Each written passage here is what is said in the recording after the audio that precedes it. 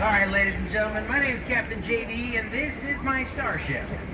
And we are going to fly over San Antonio, and I'm going to tell you about the buildings and the people and some things, and the river, and all sorts of stuff. But I would like to start by learning about you people.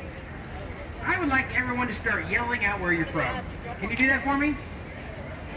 Dallas. Dallas, Lubbock. What'd you say? Camino Island? Where's that? Washington. Okay. All right. Where else? Louisiana, Chicago. Mexico. What parte? Zacatecas. All right. Chilangos. All right. Who else? Anywhere else that I didn't say? Well, wherever you're from, welcome to San Antonio. I got 4 rules I need you to follow. Rule number 1 is about your butts. Your butts got to stay in the seats at all times. Rule number 2, it's about your fingers. We got these low bridges on the tour. When we go underneath the bridges, you're going to want to touch them. There's something about the bridges that everybody wants to touch the bridges, but please keep all of your squishy parts inside.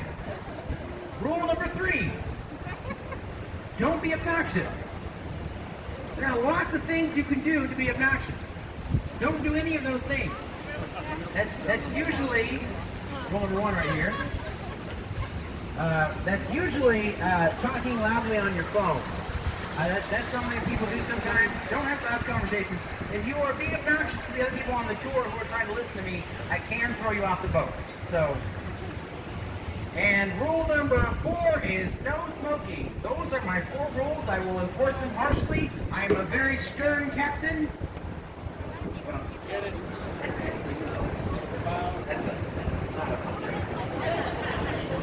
Alright, let's learn about San Antonio. Can you guys help me out a little bit? I've been doing this all day. It's very hot. I'm a little spent on energy because it's been so hot. Can you guys, like, when I point to the buildings and say it in a really enthusiastic way, can you guys, like, cheer for no reason? That would really help me get through these last 4 or 5 tours of the day. So, like, I'll point to a door and they go, da-da-da! And then you guys, like, freak out as if it's, yes, just like that. Okay, but wait for me to give you the signal of just being like, I'll say the building really excitedly. That helps me get through the day. All right. So, let's get started with a little bit of natural history. This river is about 15,000 years old. People have been living on this river for about 10,000 years, and those people were known as Payaya. The Payaya people lived right here on the water for many, many generations because we are just a few miles away from the source, which is the spring, the San Antonio Spring. Right up here, right up to the north, the water comes right out of the Edwards Aquifer, and that's the San Antonio Spring. It goes down the San Antonio River and goes all the way down to the Gulf of Mexico. The Payaya people were very friendly. They got along well with the Catholics. The Catholics actually built the Alamo for the Payaya. How many of you have been to the Alamo? Woo! Alright, it's like everybody. Okay. The Alamo's right over here. I want to be really specific. When I'm talking about the Alamo, I'm talking about the building, not the mission. The mission is what the people were doing there, and the building would sometimes have a separate name, although not always. Actually, most of the time they use the terms interchangeably.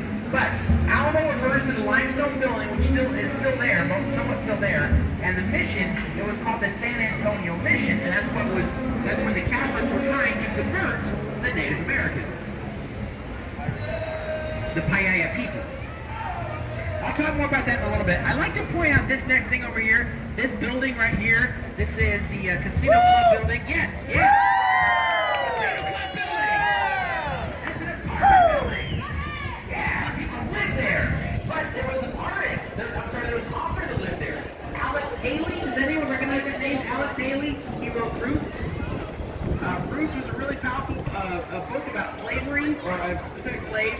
Back is kind of a semi-historical figure, but it was Alex Haley. The book Roots became a mini-series, and it really helped people understand slavery. So it's a really important part of our culture. Help people grapple with the reality that was slavery. But anyway, Alex Haley wrote Roots right here in this building.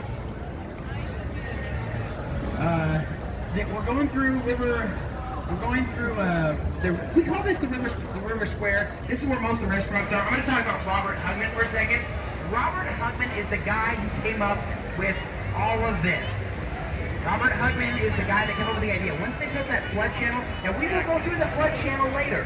It's towards the end of the tour. It's really fun. There's usually whitewater rapids and hippopotamuses, so we'll go through that. When they built that flood channel, that inspired Robert Hugman to design the Riverwalk, and he spent his whole life trying to get it done. It took him 12 years between the time he had the idea and the time the Riverwalk was completed for the first version of it, and that was in 1941. That same year, he would put his own office. There it is right there. That is the office of Robert Hugman. Right there among the blue umbrellas. He put his office there because he wanted people to know that it was safe. He wanted people to build restaurants down here, but they needed to know that the flood channel was effective. So he tried to set the example by putting his own business there, put his money where his mouth is. But at the time, there had not been a flood in 2 decades, so nobody was sure that the flood channel was effective. So nobody built anything, and for 5 years he was there by himself.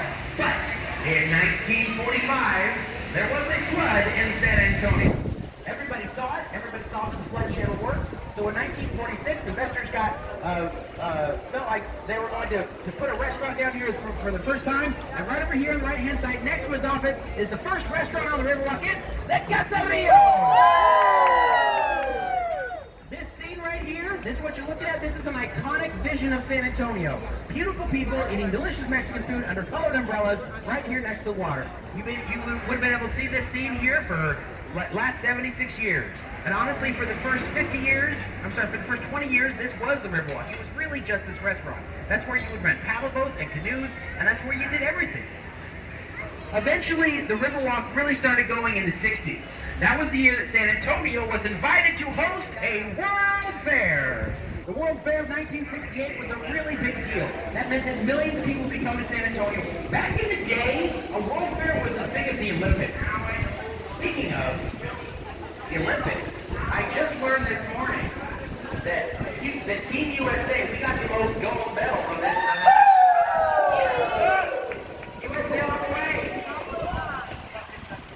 I think it was the women's volleyball. Does anyone watch the Olympics? Women's volleyball, they're the ones that put us over the top. They just #1.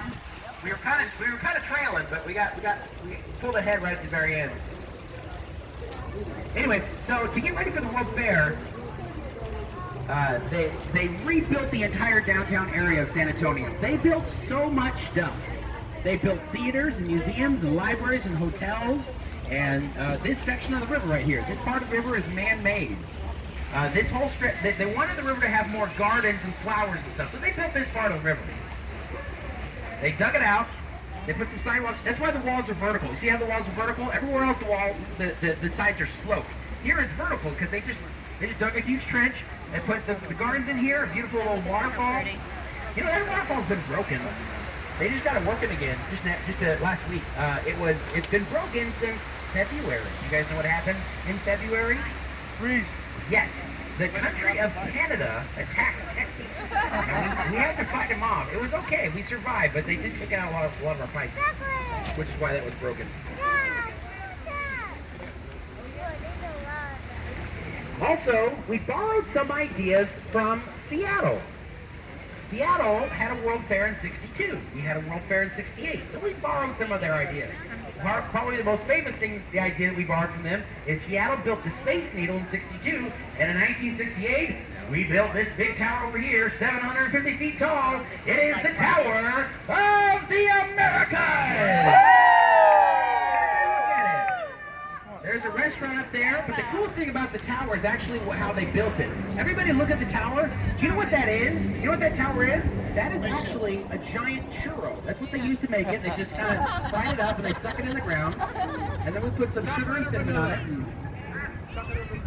a little bit of cajeta. Cajeta, yeah. That's good. Do you guys know what cajeta is? Let me tell you. Right, where are you from? Louisiana. Okay. Before you go home, I want you to go to H-E-B. H-E-B is the greatest grocery store ever in the history of the world. And they're actually based right here in San Antonio. The headquarters is right across the street right here.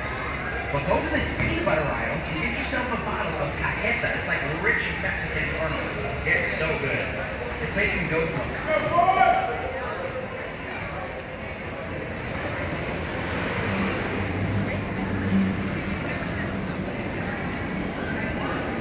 And this part of the river, this is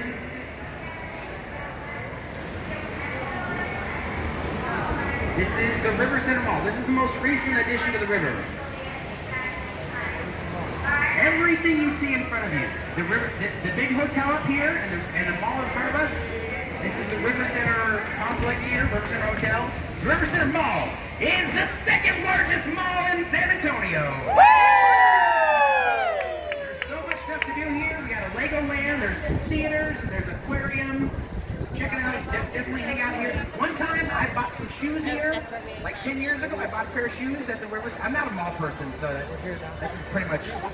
Just to the left of that pizza place. I don't spend a lot of time in malls. That was the restaurant. I don't think so. Oh, No, I don't. I probably. I have very strange We shape, ate. We sat right and there and I go ate. through a lot of shoes. When I buy them, and they don't feel good, and That's where we ate. and when I find a pair of shoes that works, they generally don't last very long. It's the cross I have to bear.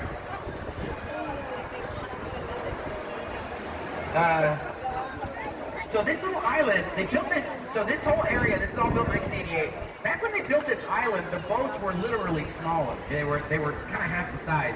Over the years, there are so many of you that want to ride our ride, so we've had to build some really big boats. These are the largest boats we've ever had on the river, and so we have, and especially around this corner, you have to be really, really careful. You don't want to bump anything, and so this is probably the hardest maneuver you have to learn. And if you want to, I can show you. You guys want to see what happens when you go around too fast? Just look over here on the left-hand side. You notice how there's 5 podiums, but only 4 flower pots? That was Thursday. I'm not even kidding. That's been there for, that pot that used to be on that corner has been there for 33 years. And now it's in the water, I think. I'm not sure. That was Thursday.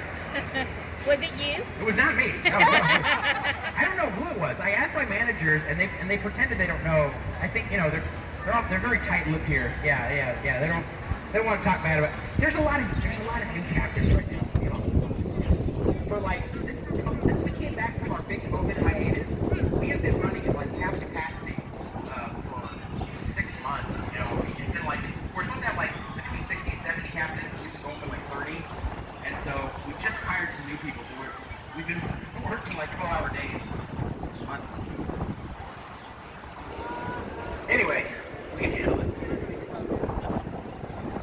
But it's good to have some extra help. Although there is a pretty big learning curve. Everybody bumps for the first few months. Anyway, these boats, speaking of, we have 42 boats. They fit 42 people. Each boat, 42 is the answer to the universe, if you get that right. They're fully electric. They're custom built. The city spent years on this design. They're custom built for our river. There's no other boats like these in the world. And the side paneling is supposed to look like a fancy carnival, that Mexican folk art, where they put it on a colored piece of paper with holes and stuff. They put it in restaurants or parties. Anyway, the Payayas called this river Yanaguana. That meant like spiritual waters or peaceful waters. But when the Spanish missionaries arrived, they named the river after that guy right there. Not that guy, the statue. That is San Antonio, San Anthony de Padua. He is the patron saint of lost things. Do we have any Catholics on board? A few of you? Okay, so I'm not Catholic. Most of what I know about him has been told by Catholics on my boat. I know that he lived in Portugal. In fact, that statue is a gift from Portugal. About 50 years ago, Portugal gave us that statue. And he had a holiday named after him. There was a holiday called the Feast of St. Anthony. It was celebrated around the world. It was on June 13th. Supposedly, that is the day that the missionaries found the spring that the river comes out of. And they felt, and you can imagine those missionaries, they felt like that was a gift from St. Anthony up in heaven. So they called it Rio San Antonio, and that name just kind of stuck. And then for years, anything that was built around the river was also called San Antonio. And I've also learned, okay, so St. Anthony, San Antonio de Padua, he is the patron saint of lost things, lost souls, lost children, lost possessions, that kind of thing. Additionally, he can help you find a boyfriend. if you're looking for one of those. And he can help you sell your house. These are all things that Catholics have told me. It's like a very helpful thing. There's the big red statue over here. Everyone's probably curious about it. You can see it. That was set up in 2003. That is a gift from Mexico. The artist is named Sebastian, and he's based in Mexico City. He has art all over the world. That was a gift from Mexico. It's called the Torch of Friendship. It is supposed to be like symbolic of the friendship between the U.S. and Mexico. I can tell you, I was here in 2003, that was kind of controversial. A lot of people hated that thing because it was really, over the top and kind of colorful. And some people thought it was kind of garish. Although I think over the years, people have really come to like his work because you can see his work these days all over the city. In fact, some of the construction that you see over this area, they're actually putting in more of his work. It's usually big pieces of metal in like really cool shapes that are with bright colors. That's his shtick.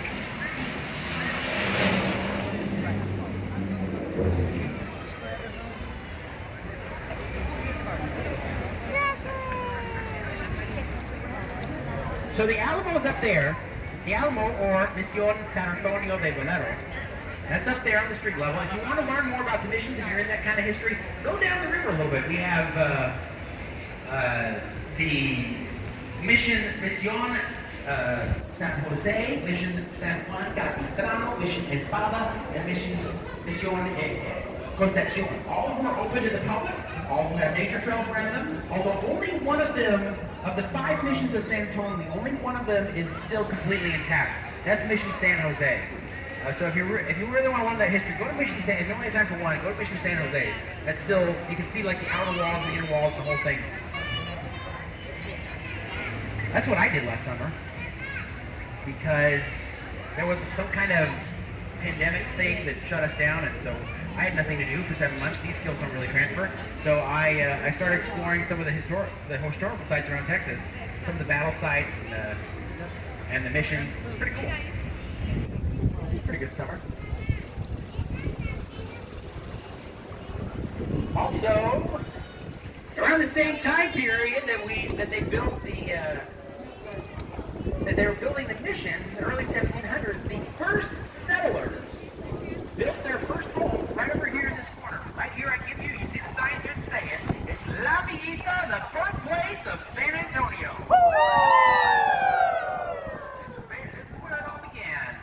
300 years ago, you would have seen a cluster of adobe homes over here, and we still celebrate this location. Basically, anytime San Antonio has a party, it all goes down right here in La Villita. You know how New Orleans has Mardi Gras? San Antonio has Fiesta. Party. San Antonio. Yeah. I'm not really going to come up with names. But it's a lot of fun. It generally happens in April, although we haven't got to have it for a couple of years now. But we have parades, land parades, river parades, shows, concerts, drinking, eating, silliness, costumes. We have shows right here in our little stage. We have cascarones. You guys know what a cascaron is?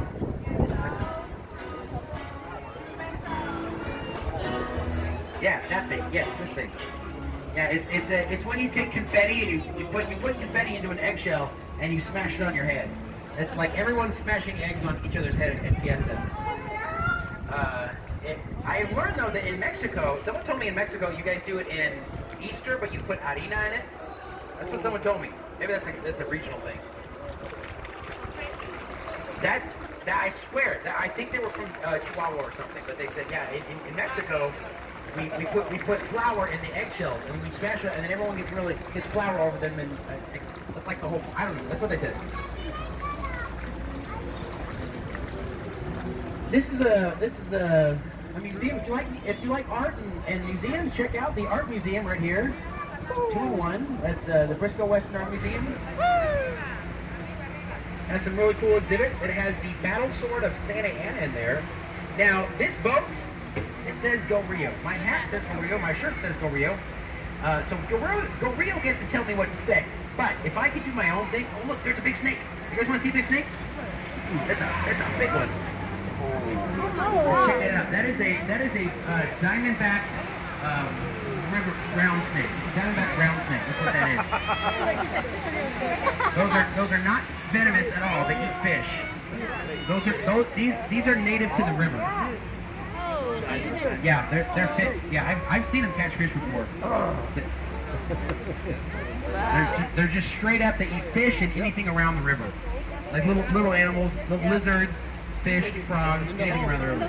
That's a pretty one though. You guys see it? Did everyone see it? Get to see it? His snake skin's right there. Oh yeah, is that a skin? Did he just shed that? That's cool. Good for you, buddy.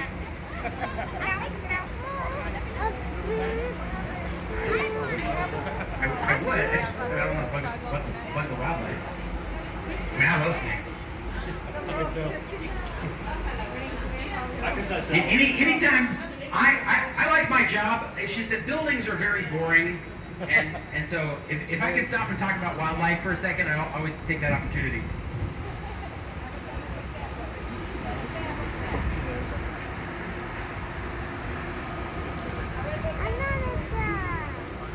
The first Catholic Mass in San Antonio was held right here on this island 300 years ago. A man named Father Damien Massenet would give the first Catholic Mass here, and so people felt, the Catholic community felt like this was a blessed spot. And so it became a tradition to get married here because people felt like it blessed their marriage. That tradition goes on to today. This is an extremely popular place to both get married and to propose. I saw like I'm not even kidding, I saw 3 marriages there yesterday. It happens all the time. And on certain, I don't know why it's on certain days, but on certain days, it's just party after party after party. Also, this duck is the fattest duck on the river. I know all the ducks, that's the fattest one. Don't judge him. I'm not. I'm telling you, I'm giving you, that's an objective measurement. He is larger than his friends. That's actually a bred. That's a breed of duck. That's a domesticated breed from China. It's called a Peking duck, and they're bred to be really fat.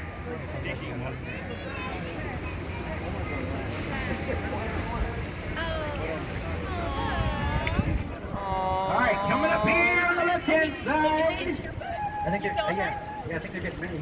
I think he just. Or they're taking pictures at least. Coming up here on the left-hand side, if you look up, you're going to see the first skyscraper in Texas. It's the Tower Life building. You guys see the gargoyles up there? You guys see the gargoyles up at the top? Have you ever seen the movie Ghostbusters? This building was not in that movie. But there's gargoyles at the top and there are creepy faces at the bottom. You guys see las caras feas aquí? You see the creepy faces? This building is supposed to be kind of creepy. It's supposed to be kind of spooky. Everybody look at them. See if they look like anybody in your family. This style of building was very popular in places like New York and Chicago. And there were people. And are you guys from Chicago or New York? Chicago. Yeah. So this was, for whatever reason, this was a very popular style of building 100 years ago in the big cities. And so they built this hoping that San Antonio would become a big city like New York or Chicago. And that made more sense back in the 1920s because of the oil industry. There was so much money and jobs moving into San Antonio in the 1920s. And people really felt like we had the potential to become a big city like New York or Chicago. So a couple of rich guys put their money together, they leveraged their entire company, and they built the Smith-Young Tower. It looks really cool from this angle. It's this part down here that kind of sticks out, that was actually our first Sears and Roebuck. So people were very excited about this, and they expected, this was way bigger than anything else in Texas, way more elaborate. Everyone expected that this was a symbol of how rich we were going to get, how everyone was going to make money, and this was going to be the first of many skyscrapers. Unfortunately, the year was 1929. Does anybody know what happened that year? The stock market crashed. So the economy collapsed just a few months after they built this big, beautiful tower. Unfortunately, the guys who built it lost everything. They lost every penny. They fled San Antonio. They never paid back their loans. And honestly, this was such a giant catastrophe, financially speaking, that nobody built any more towers in San Antonio for years. In fact, it is my belief. This is speculation on my part. So before the Great Depression, San Antonio was the fastest growing city. Everyone was building buildings here. The businesses were getting big. All the investment was happening in San Antonio. After the Great Depression, in the 1940s, a lot of that investment moved to like Houston and Dallas. And it might have been because of that building, because this was such a huge catastrophe that people kind of got superstitious about the city. Like, okay, let's invest in Texas, but let's go to one other city. All right. There's no one behind me. I think I'm gonna try to kill one of these things. You see these pink things all over the place? I hate these things. This is an invasive species. It's a snail. It's a really disgusting snail, and they leave their poop these aren't poop. This isn't poop. These are egg sacs. And if I can kill one, I will totally kill one with my bumper because they're toxic. You can't touch them. I'm gonna see if I can squish them right now. See the pink? Right here. That's a bug. We should try to kill. See it now? Did they get it? Did it squish? No? Alright, well. I don't know if my bumper lines up with it. No, I guess it's not. Probably not. I've squished so many of these. My bumper's probably too low for that one. Yeah, so they're from the Amazon. This is an Amazonian, some idiot, like 15, 20 years ago, brought one of these things over in their aquarium because it's a really big snail, and I guess they thought it was cool or something. They brought it over, and then they dumped it in the waters, and now they are all over Texas and Louisiana, and they will destroy an ecosystem, and they leave their pink egg sacs everywhere. They're really gross, and they're really hard to get rid of. So when I see them, they crawl up at night and just leave their egg sacs everywhere. So I will totally try to squish them every chance I get.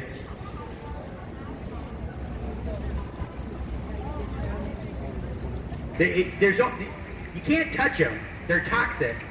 They have like a really toxic fungus on them, and the only animals that will eat them are in the Amazon. Like, there is apparently a bird that eats them in like Louisiana. It's called a snail kite, but we don't have them here. There's actually a specific bird that eats snails. That's all they eat. They just eat big snails. Like this. Which is kind of cool. It's a snail kite. Anyway.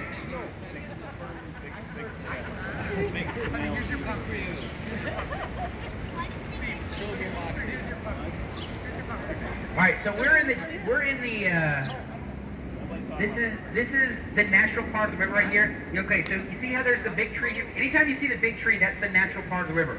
So the natural flow of the river is right here, this is the flood channel I was talking about before with Robert Hugman. When it rains, this is about 10 feet deep over here, and then it gets about 20 feet, and then 20 feet down there. So this is like a pretty steep incline or decline. And when it rains, we want all the water to exit this area as fast as we can. We want to keep it away from the businesses, which are over here. So that's why they dug this channel out. This is all man-made. This was just dirt. Everything to the right of me right now, this was just dirt. And they dug this out, and there's a big floodgate about 100 yards that way. The floodgate, when it rains, the floodgate goes down, and the water. That's why, like, when it rains even a little bit, we shut down our rides because the water is supposed to move through this area fairly quickly. And when it's really bad, we can actually just close out this part of the river. That's why it's like a big garage door here. So you can see it as we go underneath. And it's been successful. Since 1941, we haven't had the Riverwalk area where the shops and restaurants are, water's never gone above the sidewalk. It's no, not since I was working. It's maybe every decade or something. Yeah, most of the control is done by the channel.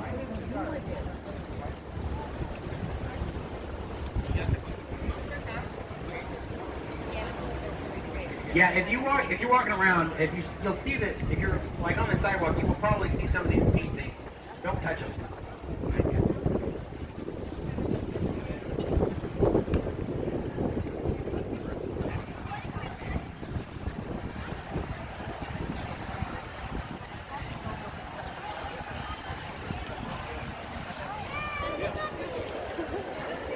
We have to sit down.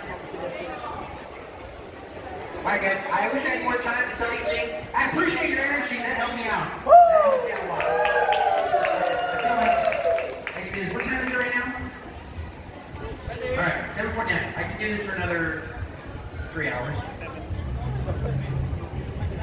I'm gonna dock right here. I want to say thanks for coming to San Antonio. Thanks for riding our boats. I hope you had fun. I hope you had fun with whatever else you're doing tonight.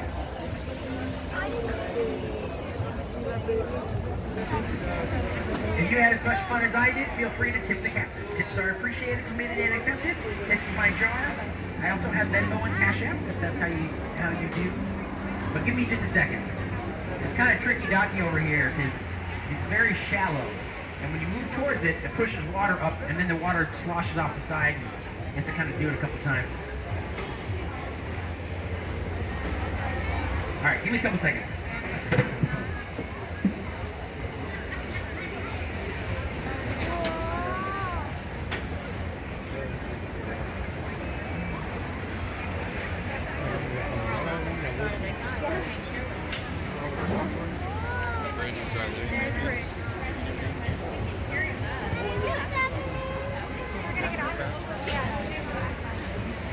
So we're walking this way.